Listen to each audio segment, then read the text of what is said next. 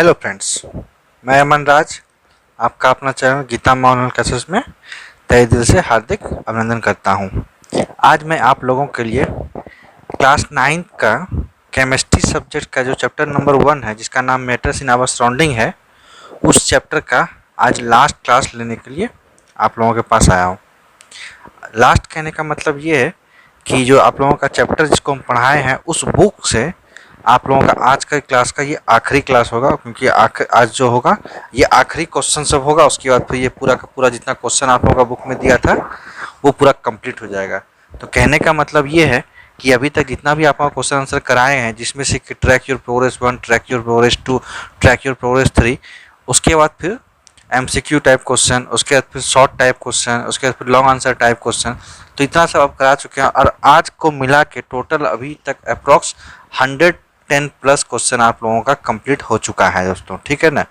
तो आप लोग मेरी मेहनत को देखते हुए अपने दोस्तों में इसको ज़्यादा से ज़्यादा शेयर करें, वीडियो को लाइक करें, कमेंट करके बताएं कि कैसा लगा क्लास, कैसा रहा क्लास। और अगर आप लोग जो हैं अपने आस पड़ोस को भी बताएं कि इस चैनल में क्लास हो रहा है, ताकि उनको भी ये क्लास के थ्रू क्वेश्चन आंसर मिल सके, वो लोग अपना लिख सके। क्योंकि लॉकडाउन में तो भी टीचर क्वेश्चन आंसर लिखाते नहीं, ऐसे पढ़ा देते हैं या फिर कोई वो भी नहीं करते हैं। तो पूरा टू द लाइन हम लोग जैसे कि लाइन बाय लाइन डिस्कस किए हैं चैप्टर को, वो भी आप लोग जाके देख सकते हैं प्लेलिस्ट में। क्वेश्चन आंसर को भी लाइन बाय लाइन हम लोग समझाए हैं, वो भी देख सकते हैं। नोट डाउन भी करना है क्वेश्चन आंसर तो वो भी आप लोग कर सकते हैं।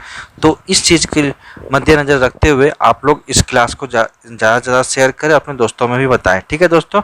और हाँ, अगर आप लोग चैनल में नए हैं तो चैनल को सब्सक्राइब कर ले और साथ में नोटिफिकेशन बेल ऑन कर ले, ताकि आप लोगों को इस तरह के वीडियो, क्योंकि हम इस चैनल में पूरा का पूरा क्लास 9, क्लास 7, क्लास 8, क्लास 10 ये सबका पूरा का पूरा सिलेबस कवर करेंगे।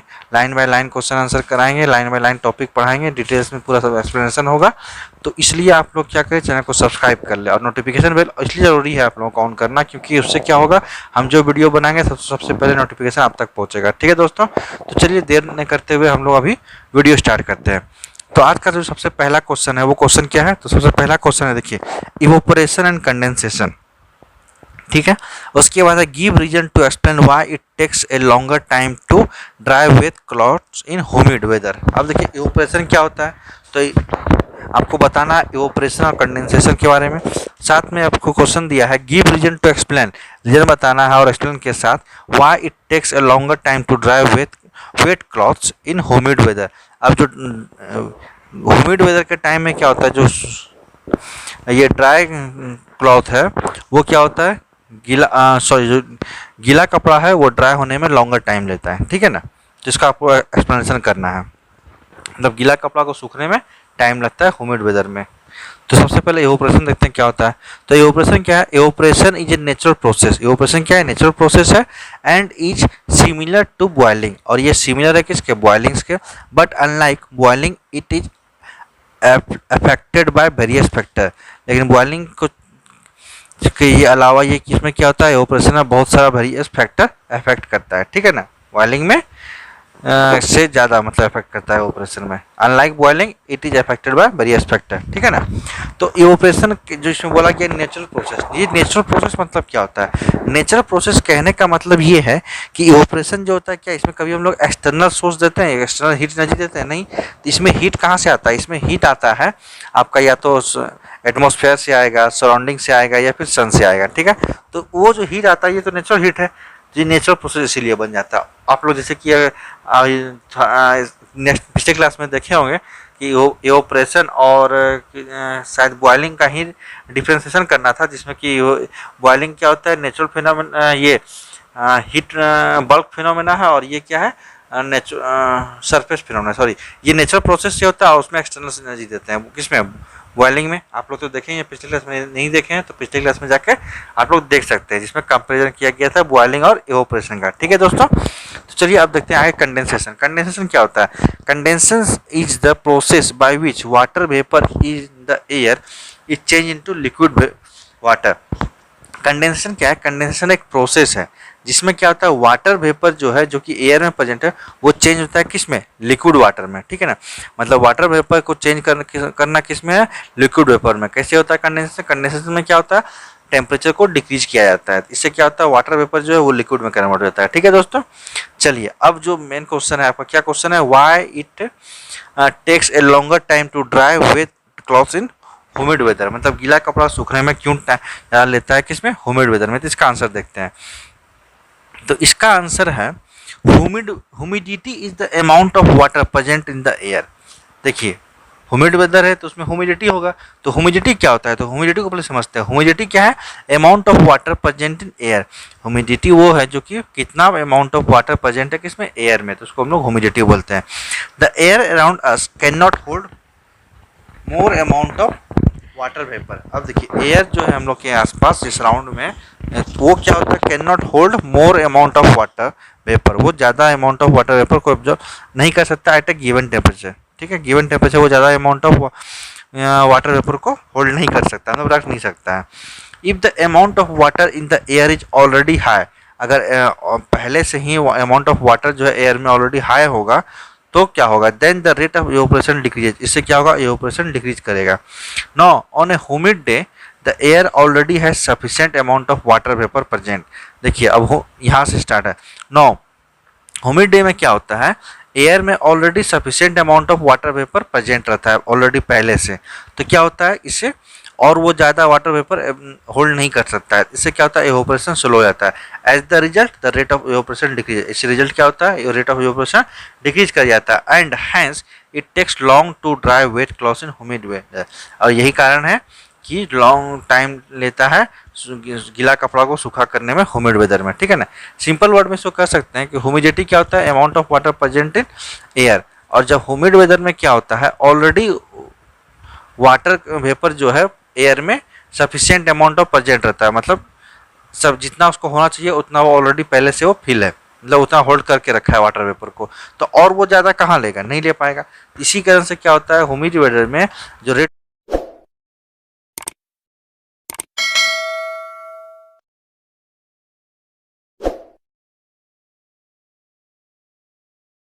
ऑफ इवेपोरेशन है वो डिक्रीज कर जाता है। जब डिक्रीज कर जाता है तो क्या होगा, लॉन्गर टाइम लेगा गीला कपड़ा को सूखा करने में। ठीक है दोस्तों, तो यही इसका आंसर है। चलिए अब क्वेश्चन नंबर 26 देखते हैं। क्वेश्चन नंबर 26 में क्या बोल रहा है, comment upon the following, comment करना किसके किसके बारे में, rigidity, compressibility, fluidity, kinetic energy and density of gases and liquid.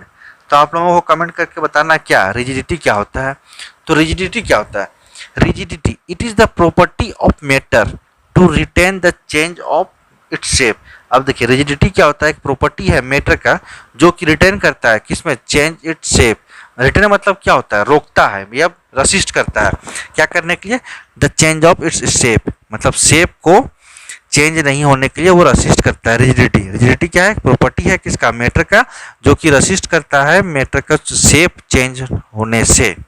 ठीक है ना, हाई रिजिडिटी किस में होता है, सॉलिड में होता है, उससे लो लिक्विड में, और गैस में तो होता ही नहीं है। ठीक है ना, चलिए अब कंप्रेसिबिलिटी देखते हैं। कंप्रेसिबिलिटी क्या होता है, it is the property of matter in which its volume is decrease by applying an external pressure या फोर्स ऑन इट।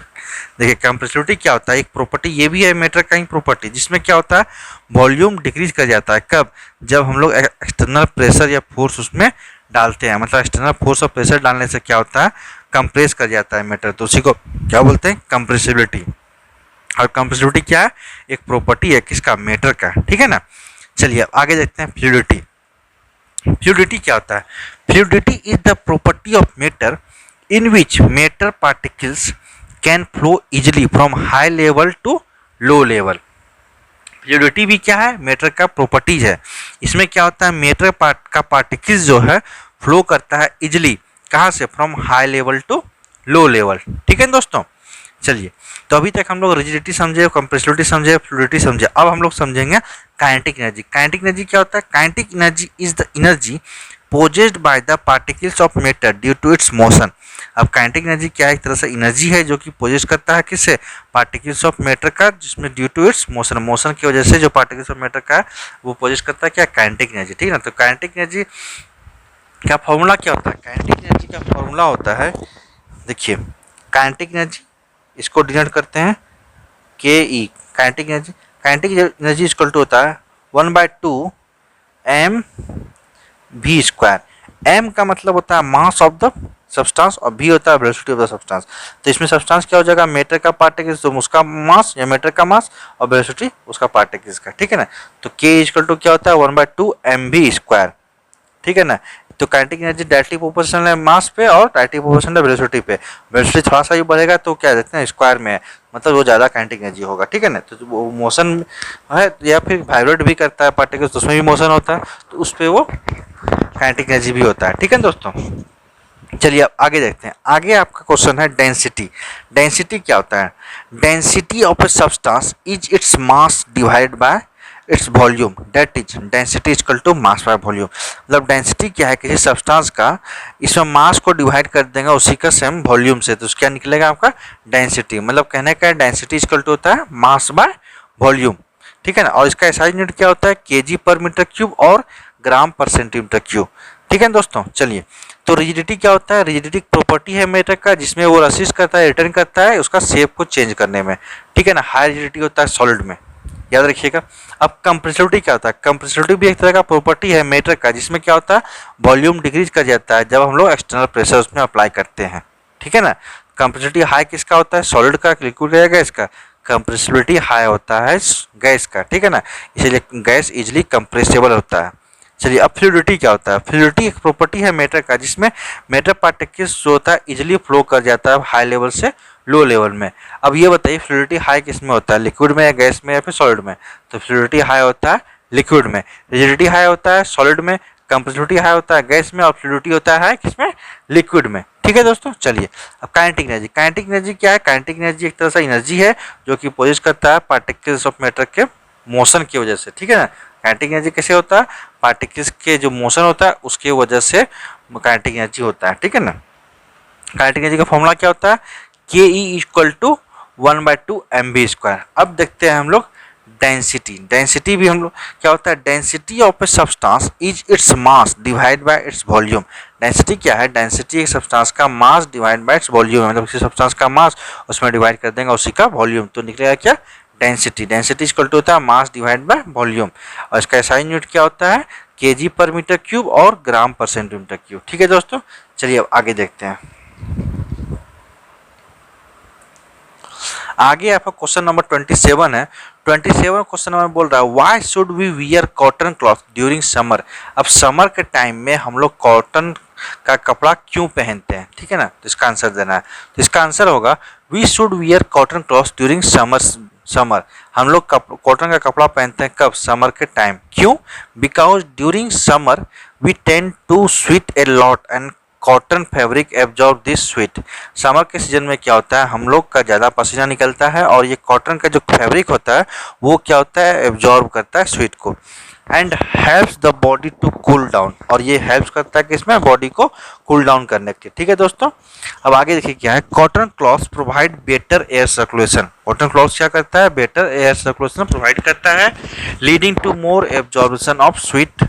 इससे क्या होता है ज़्यादा से ज़्यादा वो स्वेट को एब्जॉर्ब करता है। स्वेट मतलब पसीना होता है, पसीना ज़्यादा से ज़्यादा वो एब्जॉर्ब कर सकता है and thus gives a cooling effect to us, और इससे क्या होता है कूलिंग इफेक्ट प्रोवाइड करता है अपने बॉडी को, ठीक है। कहने का मतलब ये कॉटन क्लॉथ हम लोग समर में क्यों पहनते हैं, क्योंकि कॉटन फैब्रिक जो है स्वेट को एब्जॉर्ब करता है मतलब पसीने को, और ये हेल्प करता है कि बॉडी को ठंडा रखने में। कॉटन क्लॉथ जो है एयर सर्कुलेशन को भी अच्छे से प्रोवाइड करता है, बेटर एयर सर्कुलेशन प्रोवाइड करता है, जिससे क्या होता है वो ज़्यादा से ज़्यादा पसीना को एब्जॉर्ब करता है और इससे हमारा बॉडी ठंडा रखता है, ठीक है। यही इसका आंसर है। चलिए अब क्वेश्चन नंबर 28 देखते हैं। क्वेश्चन नंबर 28 में बोल रहा है why do people sprinkle water on the roof after a hot sunny day. अब इसमें क्वेश्चन बोला जा रहा है पीपुल लोग जो हैं अपने छत पे वाटर को क्यों छिड़कते हैं, कब, हॉट सनी डे में, ठीक है ना, छत पे। तो इसका आंसर क्या होगा, people sprinkle water on the roof after a hot sunny day. Sunny day में क्या होता है, इस आफ्टर सनी डे में पीपल क्या करता है, स्प्रिंकल करता है वाटर, कहाँ पे, रूफ में, अपने छत पे। क्यों करता है ऐसा, because water present on the roof, water जो प्रेजेंट है रूफ में इवोपरेट्स क्विकली, और इवोपरेट क्या होता है quickly due to the intensive heat of the सन।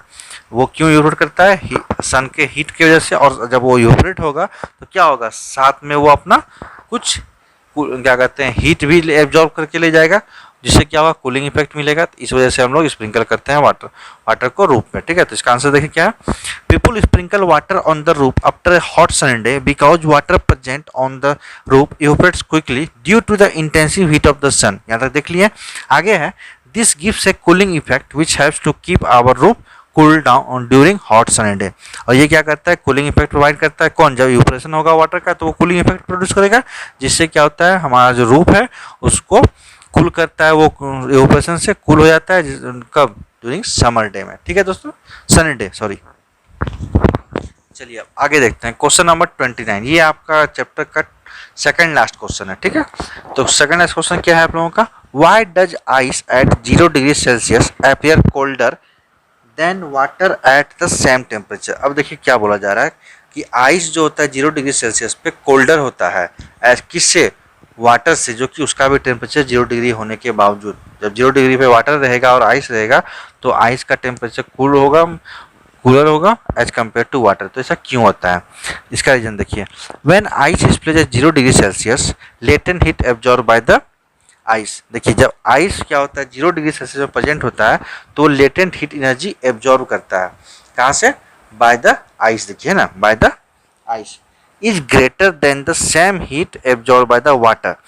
ये लेटेंट हीट जो एब्जॉर्बन है वो ग्रेटर होता है किससे, जो same heat absorb by the water के जो सेम हीट एब्जॉर्ब करने से ज़्यादा एब्जॉर्ब करता है आइस में, ठीक है। Eight the same point of temperature, वो भी same point of temperature that is 0 degree Celsius. एक ही टेम्परेचर पे क्या होता है, आइस ज़्यादा लेटेंट एनर्जी एब्जॉर्ब करता है एज कम्पेयर टू वाटर, ठीक है। This is the reason why ice is colder than the water at 0 degree Celsius. और यही रीजन है कि वाटर जो है, आइस जो है कोल्डर होता है then water at 0 degree Celsius में, ठीक है ना। मतलब ये हुआ कि एक ही टेम्परेचर पे, मतलब 0 डिग्री सेल्सियस पे क्या होता है, आइस जो है आपका लेटेंट हीट ज़्यादा एब्जॉर्ब करता है, किसे कंपेयर में, वाटर के कंपेयर में। वाटर जो लेटेंट एब्जॉर्ब करता है वो कम करता है आइस से, ठीक है। तो इससे क्या होता है, यही रीजन है आपका, आइस क्या होता है, कोल्डर होता है then water at 0 degree Celsius, ठीक है दोस्तों। चलिए अब आपका इस चैप्टर का लास्ट क्वेश्चन देख रहे हैं। लास्ट क्वेश्चन क्या है,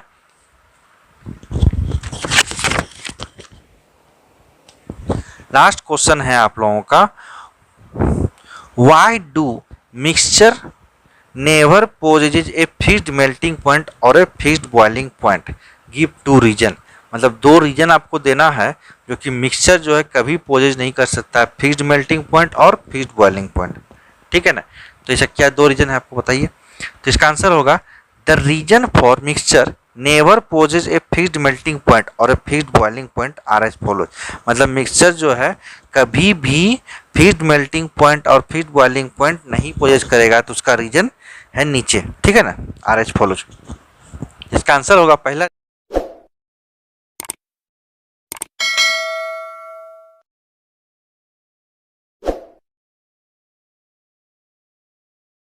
रीजन में, mixture is made up of 2 और मोर डिफरेंट सब्सटेंस। मिक्सचर क्या होता है, मिक्सचर किसका बना होता है, 2 और 2 से ज़्यादा डिफरेंट सब्सटेंस का होता है। हैविंग डिफरेंट मेल्टिंग पॉइंट और बॉइलिंग पॉइंट, जो अलग अलग सब्सटेंस का है उसका अलग अलग डिफरेंट मेल्टिंग पॉइंट होगा और बॉइलिंग पॉइंट होगा। हैज द मेल्टिंग पॉइंट और boiling point of a mixture can not be fixed. और इस वजह से क्या होता है, मिक्सचर का मेल्टिंग और बॉइलिंग पॉइंट फिक्स्ड नहीं होता है, ठीक है। चलिए अब दूसरा रीजन देखिए, mixture content different types of substance in different composition. अब मिक्सचर जो है डिफरेंट टाइप्स ऑफ सब्सटेंस तो आता ही है, लेकिन डिफरेंट कंपोजिशन का भी होता है। कंपोजिशन कहने का मतलब है कोई सामान 2 चीज़ का मिक्सचर है तो कोई 1 kg होगा तो कोई 2 kg होगा, या कोई 1.5 kg तो 3 kg, या फिर 1.5 kg 2 kg, मतलब कोई भी कंपोजिशन में डिफरेंट होगा, थोड़ा होगा, कम होगा, ज़्यादा होगा, यही होगा कंपोजिशन, ठीक है। Which means intermolecular force and intermolecular space between the particles are also different. जिससे क्या होता है, इंटरमोलिकुलर फोर्स और इंटरमोलिकुलर स्पेस जो है सब्सटेंस का या पार्टिकल्स का वो भी डिफरेंट हो जाता है, ठीक। अलग अलग सब्सटेंस है तो उसका ऐसे भी इंटरमोलिकुलर स्पेस हो, वो क्या कहते हैं, फोर्स डिफरेंट होगा, और साथ में कंपोजिशन भी अलग अलग है तो उससे भी डिफरेंस होगा। Hence melting and boiling point of mixture is not fix. इसका आंसर क्या होता है, मेल्टिंग और बॉइलिंग पॉइंट मिक्सचर का क्या होता है, फिक्स नहीं होता है, ठीक है दोस्तों। तो इसका जो आंसर होगा, जो इसमें बोला गया है, why do mixture never possess a fixed melting point और फिक्स्ड बॉइलिंग पॉइंट, ठीक। Give 2 reason. तो 2 रीजन होता है। तो पहला रीजन यही है कि मिक्सचर जो होता है 2 और 2 से ज़्यादा सब्सटेंस का बना होता है, जिसमें क्या होता है उसका अलग अलग मेल्टिंग पॉइंट होगा, और बॉइलिंग पॉइंट होगा। तो इस वजह से क्या होता है, मिक्सचर का फिक्स्ड मेल्टिंग और बॉइलिंग पॉइंट नहीं होता है। ठीक है दोस्तों। दूसरा रीजन है, मिक्सचर जो होता है क्या होता है, डिफरेंट टाइप्स का सब्सटेंस और वो भी डिफरेंट कंपोजिशन में पाया जाता है। ठीक है। तो इस वजह से क्या होता है, उसका इंटरमोलेकुलर फोर्स और स्पेस जो होता है वो भी डिफरेंट होता है पार्टिकल्स के बीच का, जिससे क्या होता है, मेल्टिंग पॉइंट और बॉइलिंग पॉइंट जो होता है मिक्सचर का वो फिक्स नहीं होता है। ठीक है दोस्तों। तो ये क्वेश्चन जो था आप लोगों का 30 नंबर क्वेश्चन था और ये आप लोगों का चैप्टर का लास्ट क्वेश्चन है। ठीक है दोस्तों। तो आप लोग जो है एक बार इसको फिर से देख लीजिए क्वेश्चन नंबर। तो आज क्वेश्चन नंबर 25 से कराएं, तो 25 का क्वेश्चन आप देख सकते हैं वहाँ पे लेफ्ट साइड में देख सकते हैं टॉप मोड से 25 क्वेश्चन नंबर। उसके इवेपोरेशन है, कंडेंसेशन है। 25 का यहाँ से ये आंसर आप लोग देख सकते हैं दोस्तों। आप लोग पॉज करके भी लिख सकते हैं, फिर स्क्रीनशॉट ले सकते हैं। ठीक है। अब उसके बाद देखिए इधर में 26 क्वेश्चन नंबर है, देख सकते हैं। इसमें क्या करना है आप लोगों को, कमेंट करना है, मतलब डिफाइन करना है rigidity, compressibility, fluidity, kinetic energy और डेंसिटी। ठीक है। इसको आप लोग देख सकते हैं। इसको आप लोग अच्छे से नोट्स बना लीजिएगा ताकि आप लोगों को फिर बाद में एग्जाम के टाइम में खोजना नहीं पड़ेगा दोस्तों। एक कॉपी में अच्छे से नोट्स बना लीजिएगा इसको, ताकि एग्जाम के टाइम में आप लोगों को कोई भी परेशानी नहीं हो। अब ये क्वेश्चन नंबर 27 है, आप लोग देख सकते हैं 27, फिर 28 और यहाँ पे 29 का रिमाइनिंग पार्ट ऊपर में है, देख सकते हैं।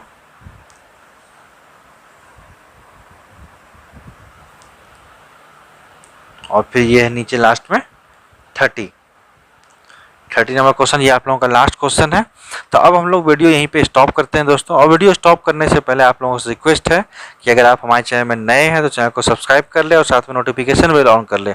और हाँ, वीडियो अच्छा लगा तो एक लाइक जरूर करें और अपने दोस्तों में ज़्यादा से ज़्यादा इसको शेयर करें ताकि उन तक ये इंफॉर्मेशन या फिर यूजफुल थिंग जैसे कि क्वेश्चन आंसर उन तक पहुँच सके और वो लोग नोट्स बना के इसको लिख सके और फिर पढ़ाई में आसानी हो उन लोगों को। ठीक है दोस्तों, फिर मिलते हैं। Thank you. जय हिंद, जय भारत।